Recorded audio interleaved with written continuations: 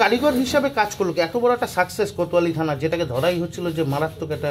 হ্যাঁ, মানে আমরা যেটা দুটো কারণে ওনাকে ধরতে পেরেছি, যে পুরোটাই আমরা পুরো অন্ধকারেই ছিলাম।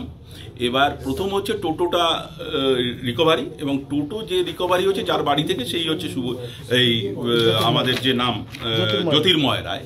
এরপরে ওই টোটোর আর আশ্চর্যজনকভাবে যিনি মারা গেছিলেন শীতুল রায়, ওনার কাছে একটা অ্যান্ড্রয়েড সেট ছিল, সেইটা হাওড়ায় একটা জায়গায় অ্যাক্টিভেট হয়, হট করে জানা যায়, এবং সেখানে যে নাম্বারটা পাওয়া যায়, সেখান থেকে যে নাম্বারে ওটা অ্যাক্টিভেট হয়েছে, সেখান থেকে নামা যায় তার নাম হচ্ছে রত্না রয়, আর বা রতন রয়ের নামে কোনো সিম আছে, সেইখানে অ্যাক্টিভেট হয়েছে।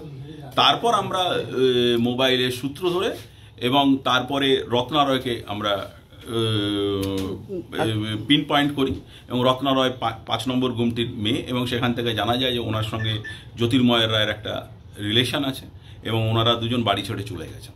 এই খুনটার মূল কারণটা কি ছিল? ভাড়া নিয়ে বচসা। মানে এটা হচ্ছে এমন একটা এর মধ্যে থেকেই বলা যে যারা সকালবেলা টোটোওয়ালা আছেন আমাদের, তারা একটু সতর্ক থাকবেন, কারণ সকালবেলা যারা এই নানা রকম দূরপাল্লার ট্রেন থেকে নামে ওঠে, তারা তো কেউ লোকাল নয়। এখান থেকে মনে করুন জলপাইগুড়ি রোড স্টেশন থেকে উনি যাবেন কোনো বাস স্ট্যান্ডে, আসবেন শান্তিপাড়া বাস স্ট্যান্ডে, সেখান থেকে অন্য জায়গায় চলে যাবেন।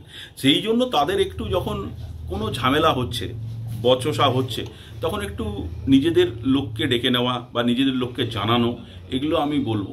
বা এটা একদমই মানে মার্ডার করার জন্য মার্ডার নয়, মানে জাস্ট তর্ক হতে হতে আমি মারপিট হলো ভাড়া এবং টোটোর যাওয়া নিয়ে, টোটোর ভাড়া নেওয়া নিয়ে, এবং আমি মারপিট করতে করতে উনি যেহেতু অজ্ঞান হয়ে গেলেন, মানে যেটুকু বোঝা যাচ্ছে উনি তখনও বেঁচে ছিলেন, ওনাকে পাশের খালে ফেলে দেওয়া হলো, এবং সেখানে মৃত্যু হলো এবং জলে ডুবে মৃত্যু। এই রহস্য উদ্ঘাটন তো বিরাট বড় একটা বলা যায়।